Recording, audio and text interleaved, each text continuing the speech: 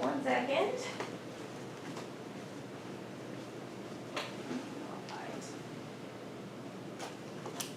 Okay, when you're ready. Hi, I'm Zachary Lucas, and I will be presenting the formation and spread of collective identities within marginalized communities in Western and Central Europe. So first off, what is a collective identity? A collective identity is an ideal or identity many people feel they are part of a collective whole. Collective identities can come in many forms, whether it be in the form of minority groups based on race, ethnic, or cultural background, or something as straightforward as such as being a fan of a sports team. Europe is a prime location to look at closely to examine how collective identities form and spread. This is primarily due to the fact that Europe has been a cultural center for thousands of years and has had cultural groups, ethnic groups, and ideologies spread and formed throughout there constantly. So through this interchanging, there's many different possibilities and ideals being spread and changed through intermixing of populations and conquering and just overall intermixing of peoples and ideas. Through this close proximity to one another, it has created a major sense of interconnectivity within Europe.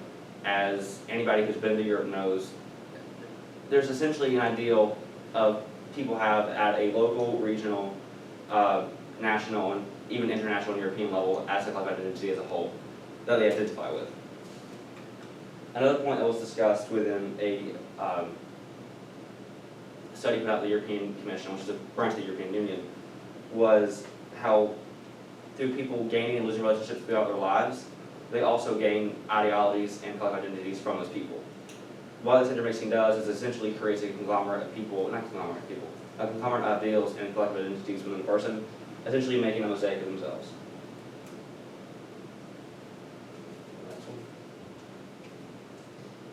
Taking a look outside of European lens and world lines with global lens, one can see how collective identities can become an almost universal identity. An example of this is such as liking and playing basketball. Presented through the photo exhibition by Bill Bamberger, a highly renowned photographer in the U.S., through his exhibition called Hoops, he shows that basketball is an almost universal ideal due to the fact that it is played from places such as rural Kentucky all the way to South Africa. And it essentially, collective identities can defy class, race, ethnic background. They can essentially just be a universal theme that everyone can love and enjoy. So why do collective identities form? Most collective identities form out of necessity due to attacks toward a certain collective identity, such as you can look at American history essentially. You have the Civil Rights Movement, and the reason why they started a movement and formed a collective identity of African Americans is through a continual attack on them through white-dominated culture. Another reason why many collective identities form is because through these attacks, many health disparities can start to manifest themselves, such as health disparities. There's poor mental health and poor economic status as well, because it shows poor performance in school and work. But through the creation of collective identities and support of community, it creates a sense of community that helps better combat these attacks. The formation of collective identities also comes with many benefits. Those are primarily being psychological, as well as more emotional well-being. Collective identities have shown to present many mental benefits, such as it raises self-esteem, it reduces the possibility of depression and anxiety, and it creates mental resilience, as well as reducing feelings of loneliness. Collective identities can create a sense of belonging within people and communities to help reduce all these feelings of attacks and help better combat overall against any discrimination or ostracization of that certain group.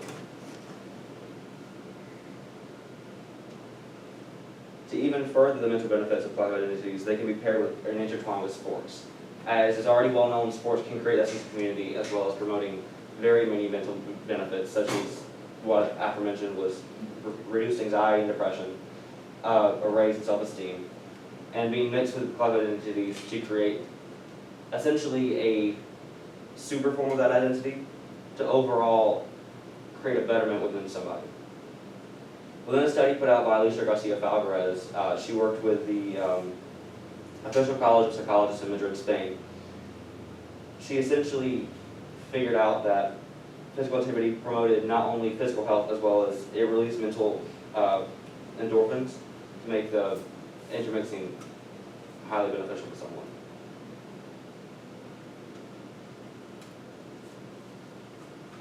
Club identities not only promote mental well-being and a sense of community, but can also promote activism.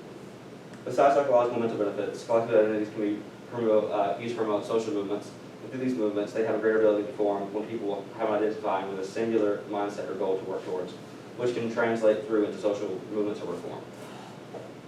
In a board-reviewed graduate study by Michael Ayers, this research was conducted from the Virginia Polytech Institute of Technology.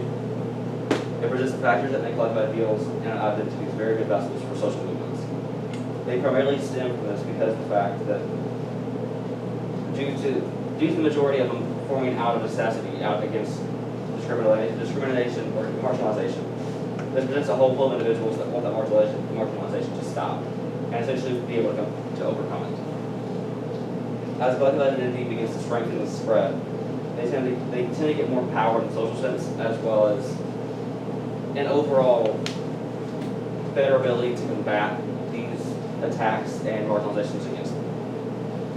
An example of activism while looking within the European lens is through the social movement of European integration.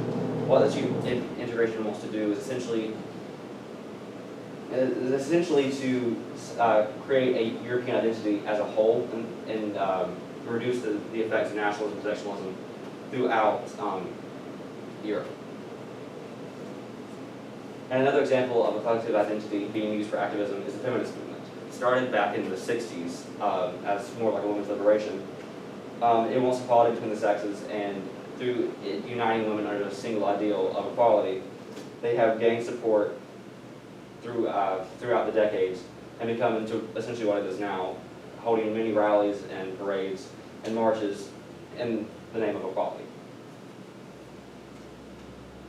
So in conclusion, these various aspects of collective identities convey that being part of one or multiple identities presents many overall benefits and identity for an individual, with the possibility of inciting change throughout our society. Thank you.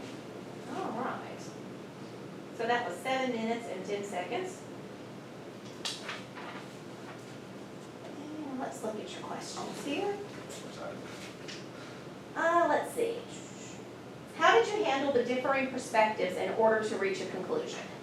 I primarily looked not only at the European lenses. I know that, so let me rephrase that. So whenever I did look at the marginalization of European groups, you also look at the marginalization of at a global scale, because many of these groups are marginalized not only within Europe, but everywhere else. So I had to take into account not only experiences of people within Europe, as well as people from America, as well as from Russia, China, various parts of the world. So you had to make that a conglomerate of ideas and experiences to create one main argument. Okay. If you had more time, what additional research would you conduct related to this issue? I would actually really like to go have like a deeper dive into the mental effects that these discriminatory acts and ostracizations of collective identities can have on people, and just overall, just see the effects and downsides that I guess marginalization can affect people.